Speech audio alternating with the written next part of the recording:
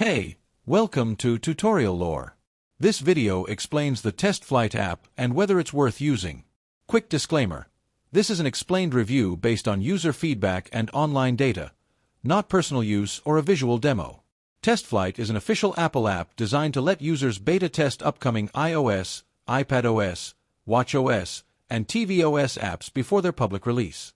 Developers invite testers to try new features, report bugs, and provide feedback, helping improve app quality. Users can easily install and manage multiple beta apps through a simple interface. Now let's talk about how it actually performs. The app is well integrated with Apple's ecosystem, stable, and straightforward to use. Users appreciate the ease of installing beta builds and receiving timely updates. TestFlight notifications keep testers informed about new versions, making participation seamless. That said, it's not perfect. Some users report occasional crashes or bugs within beta apps themselves, which is expected given their pre-release status. Also, TestFlight sessions expire after 90 days, requiring developers to send new invites for continued testing. It's limited to Apple devices only, so Android users cannot participate. If you've been enjoying this video so far, don't forget to drop a like, it helps a lot.